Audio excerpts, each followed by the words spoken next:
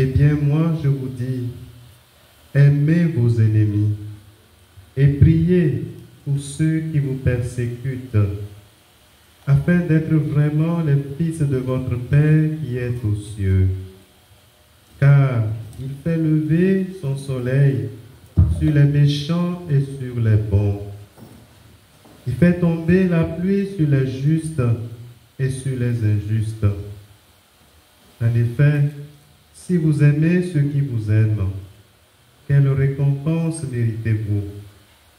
Les publicains eux-mêmes n'en font-ils pas autant? Et si vous ne saluez que vos frères, que faites-vous d'extraordinaire? Les païens eux-mêmes n'en font-ils pas autant? Vous donc, vous serez parfaits, comme votre Père céleste est parfait.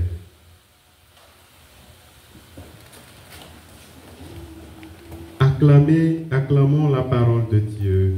Louange à toi, Seigneur Jésus.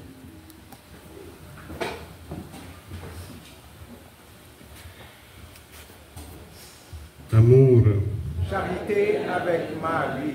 Amour. Charité avec Marie. Oui, frères et sœurs, nous sommes entrés depuis plus d'une semaine dans le temps fort de l'Église, le temps de carême, où nous sommes invités à plus d'efforts pour nous rapprocher du Seigneur, pour nous rapprocher de nos frères et sœurs et pour guérir, purifier nos cœurs à travers la pénitence. Et aujourd'hui, dans l'Évangile, le Seigneur nous invite à quelque chose qui nous est souvent difficile. Aimer son ennemi. Dans la vie concrète, quelqu'un qui nous blesse, quelqu'un qui nous nuit, qui nous offense, qui nous atteint au plus profond de nous-mêmes. Comment aimer une telle personne? Comment aimer quelqu'un qui mène qui prend tout son temps pour nous saper nos projets, pour nous détruire? Comment aimer une telle personne?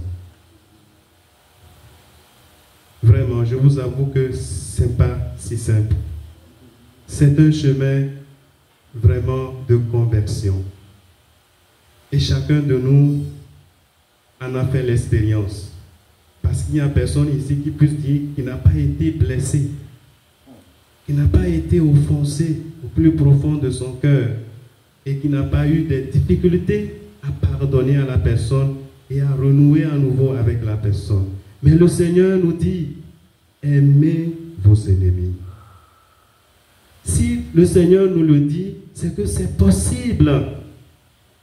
C'est possible d'aimer nos ennemis, de leur ouvrir à nouveau notre cœur. C'est possible.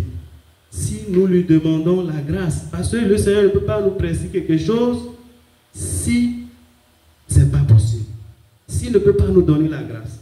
S'il le recommande, c'est qu'il peut nous donner la grâce. Et il peut nous la donner si nous avons la bonne volonté d'aimer ces personnes.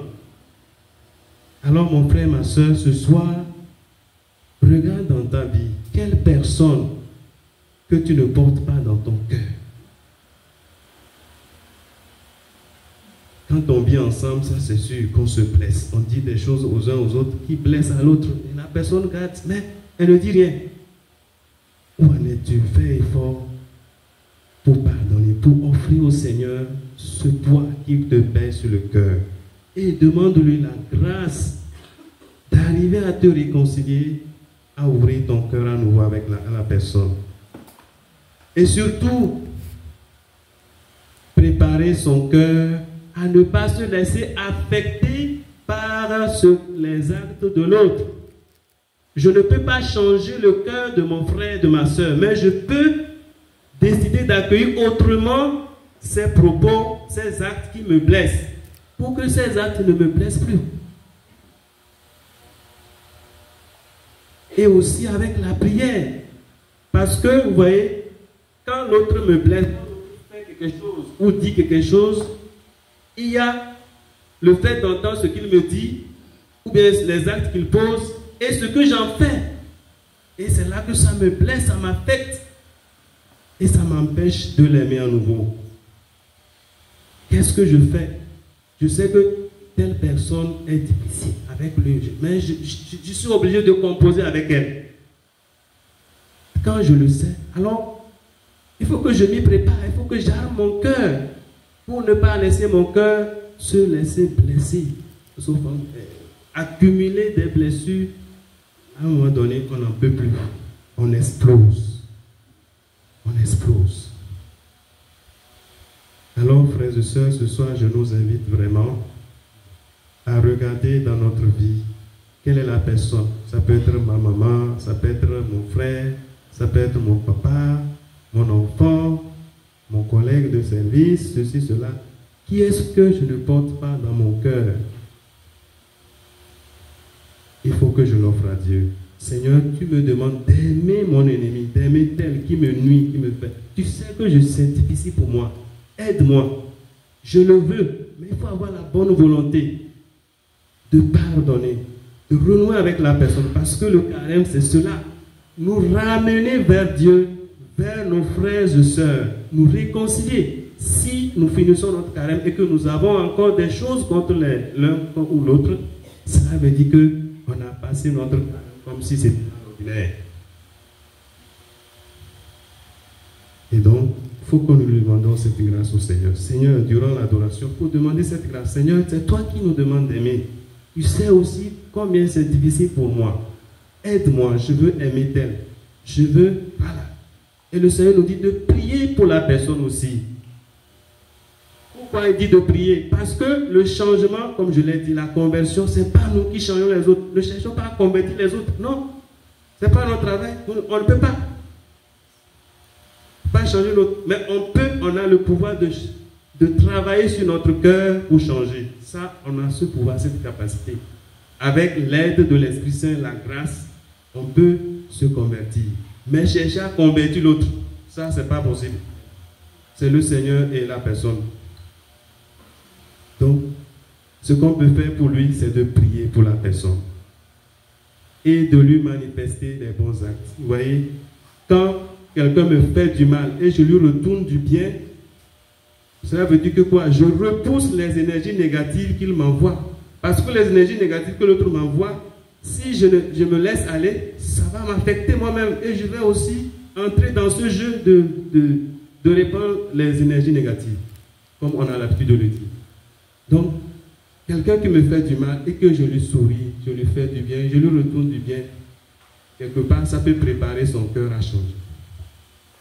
Et il y a une histoire comme ça qui dit qu'il y avait une dame, une fille, qui vivait avec sa marâtre, comme on aime le dire. Voilà, c'est péjoratif. La deuxième maman. Voilà, donc la maman était décédée, donc le papa s'est remarié. La dame faisait voir de toutes les couleurs la fille. Mais tout le temps, la fille souriait. Tous les travaux qu'elle demandait, elle le faisait. Tout ce qu'elle demandait, elle le faisait. Et à un moment donné, c'est que elle était décidée à en finir avec la fille. Mais tout le temps, la fille souriait. Un jour, elle a décidé vraiment la pire des méchancetés. Et malgré ça, la fille l'a regardé, elle a souri avec un visage rayonnant.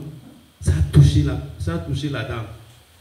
Donc pour dire que, mes frères et sœurs, quand quelqu'un te pourrit la vie, ne pense pas qu'en lui faisant aussi pourrir la vie, si tu vas changer son cœur, tu vas l'aider. Non. Retourne-lui du bien. Prie pour lui. Le Seigneur se chargera de changer son cœur au bon moment. Alors, demandons cette grâce au Seigneur de nous donner la force en ce temps de carême de vivre vraiment sa parole, de mettre en pratique sa parole. Parce que celui qui obéit à Dieu et qui prie, le Seigneur écoute. Quand Dieu nous demande de vivre sa parole et que nous ne la vivons pas, mais que nous lui demandons des grâces, il ne va pas nous donner. Mais si nous vivons, nous nous efforçons vraiment de vivre selon sa parole et que nous prions, il va écouter nos prières. Il va les exaucer. Qu'il en soit pour nous. Et que Marie, Mère de la Charité chrétienne, intercède pour nous avec Saint Joseph, son chaste époux. Amen.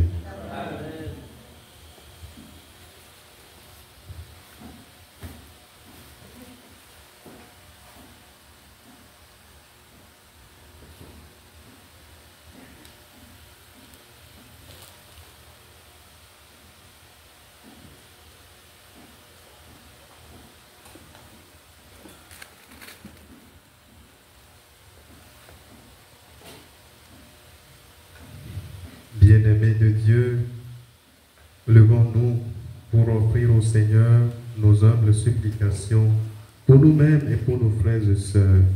Prions le Seigneur.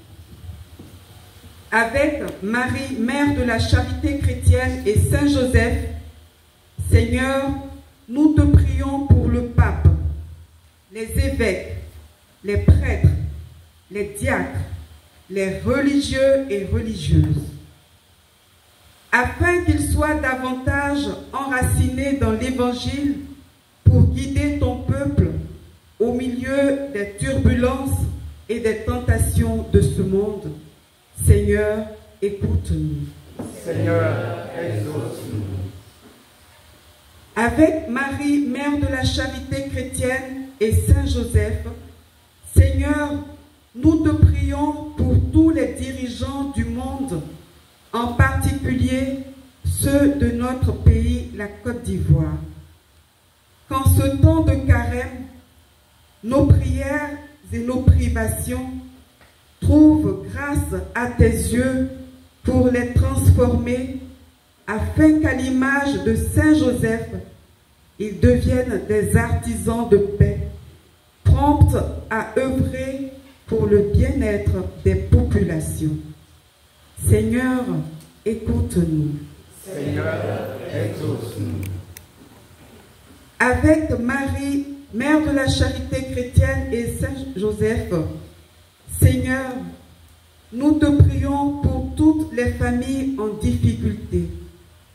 La grande famille des enfants soldats rassemblés ce soir pour la fin de neuvaine à Saint Joseph.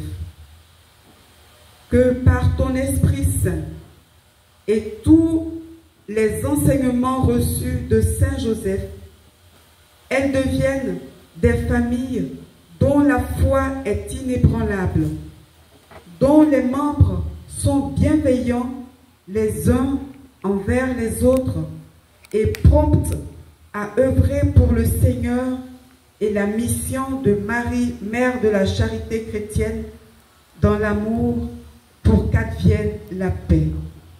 Seigneur, écoute-nous. Seigneur, exauce-nous. Avec Marie, mère de la charité chrétienne, et Saint Joseph, Seigneur, nous te prions pour nous tous ici rassemblés et pour notre communauté. Que les qualités d'amour, de patience, de persévérance, de partage, de père aimant, d'époux dévoué et de travailleurs acharnés de Joseph soient notre partage en ce temps de carême pour demeurer le peuple consacré au Seigneur. Seigneur, écoute-nous. Seigneur, exauce-nous.